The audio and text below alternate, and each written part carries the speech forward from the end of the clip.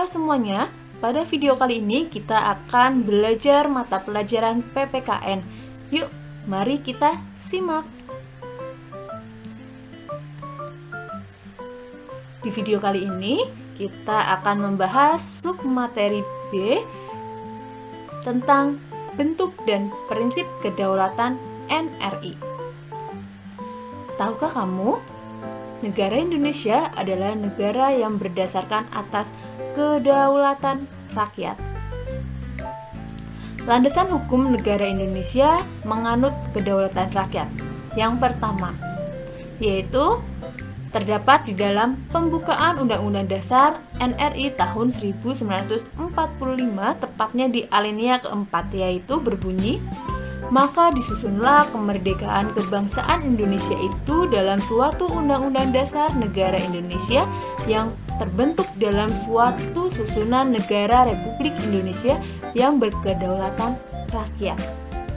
Landasan hukum yang kedua yaitu terdapat di dalam pasal 1 ayat 2 Undang-Undang Dasar NRI tahun 1945 yang menegaskan kedaulatan berada di tangan rakyat dan dilaksanakan menurut Undang-Undang Dasar. Jadi, pelaksanaan kedaulatan rakyat itu ditentukan oleh Undang-Undang Dasar NRI tahun 1945. Artinya, Undang-Undang Dasar NRI tahun 1945 menentukan bagian mana dari kedaulatan rakyat yang pelaksanaannya diserahkan kepada badan atau lembaga yang keberadaan, wewenang, tugas, dan fungsinya ditentukan oleh Undang-Undang Dasar. Selain menganut teori kedaulatan rakyat, negara Indonesia juga dipertegas dengan kedaulatan hukum. Apa sih landasan hukumnya? Ya, di dalam Undang-Undang Dasar NRI tahun 1945, tepatnya di pasal 1 ayat 3 dinyatakan, negara Indonesia adalah negara hukum. Selain itu juga terdapat di dalam pasal 27 ayat 1. Dijelaskan atau ditegaskan di dalam pasal tersebut bahwa segala warga negara bersamaan kedudukannya di dalam hukum dan pemerintahan dan wajib menjunjung hukum dan pemerintahan itu dengan tidak ada kecualinya. Prinsip-prinsip kedaulatan negara Republik Indonesia. Yang pertama, negara Indonesia adalah negara kesatuan yang berbentuk republik. Jadi bentuk negara Indonesia adalah republik. Ingat-ingat ya, karena ini akan sering sekali muncul di dalam soal ulangan. Yang kedua yaitu kedaulatan berada di tangan rakyat dan dilaksanakan menurut Undang-Undang Dasar. Prinsip yang ketiga, negara Indonesia adalah negara hukum. Tadi ya sudah dijelaskan.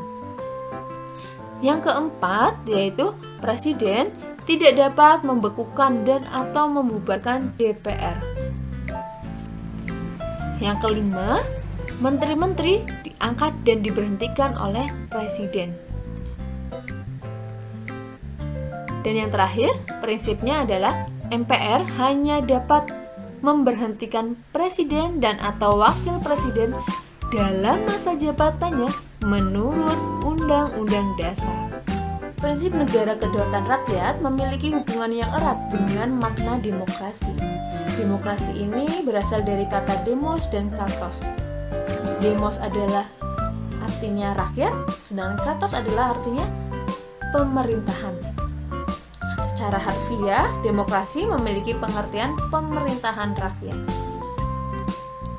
Sedangkan menurut Abraham Lincoln, dia menjelaskan demokrasi itu sebagai pemerintahan dari rakyat, oleh rakyat, dan untuk rakyat. Syarat-syarat terselenggaranya pemerintahan yang demokratis di bawah rule of law menurut Budiardjo yaitu sebagai berikut. Yang pertama, adanya perlindungan konstitusional. Yang kedua, adanya badan kehakiman yang bebas dan tidak memihak. Yang ketiga, adanya syarat pemilihan umum yang bebas. Yang keempat, adanya kebebasan untuk menyatakan pendapat. Yang kelima, adanya kebebasan untuk berserikat atau berorganisasi. Dan syarat dasar yang keenam yaitu adanya pendidikan kewarganegaraan. Berikut tadi adalah syarat dasar terselenggaranya KAT.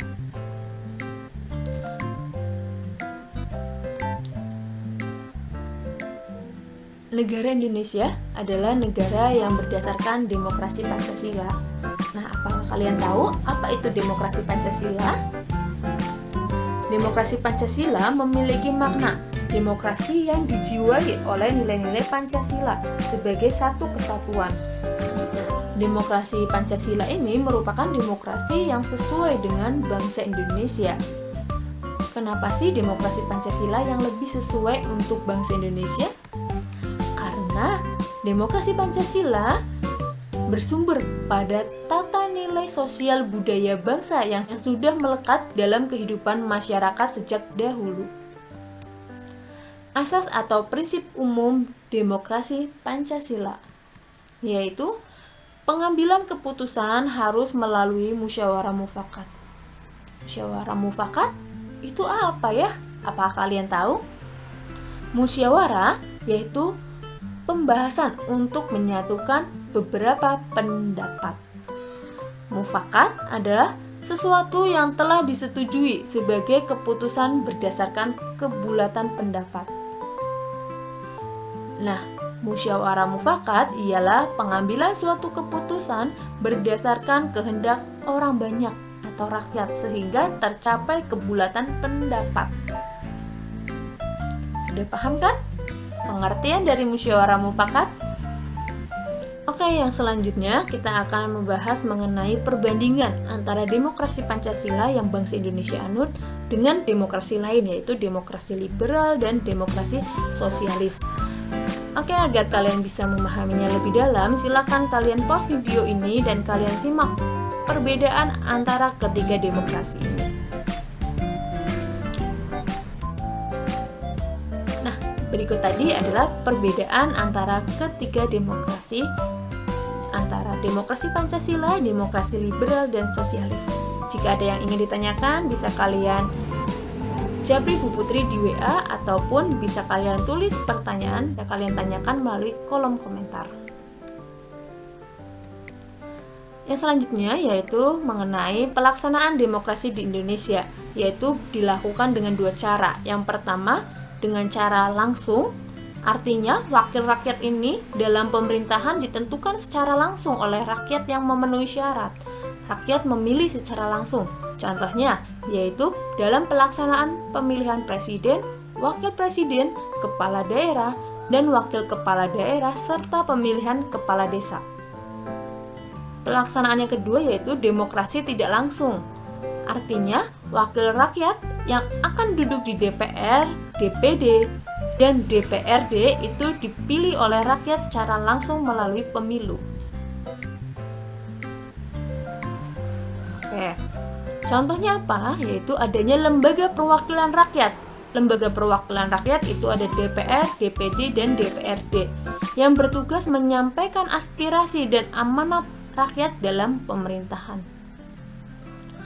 Perwujudan kedaulatan rakyat itu bisa melalui pemilu dan melalui peran aktif dalam memberikan masukan, usulan, dan kritik objektif kepada pemerintah. Nah, berkaitan dengan pemilu, dalam proses penyelenggaraan pemilu itu ada asas-asasnya. Ada 6 asas. Yang pertama, asas langsung, artinya rakyat memiliki hak untuk memberikan suara secara langsung. Yang kedua yaitu asas umum. Semua warga negara berhak mengikuti pemilu. Yang ketiga yaitu asas bebas.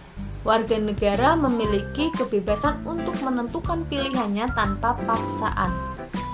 Asas yang keempat yaitu rahasia, artinya para pemilih yang melaksanakan haknya itu dijamin pilihannya tidak akan diketahui oleh siapapun. Yang kelima, asas jujur, artinya penyelenggara pemilu itu bersikap dan bertindak jujur. Dan yang keenam yaitu asas adil, artinya setiap pemilih dan peserta pemilu mendapatkan perlakuan yang sama. Berikut tadi adalah 6 asas dalam pemilihan umum atau bisa disingkat dengan Luber-Jurdil. Luber artinya langsung, umum, bebas, rahasia.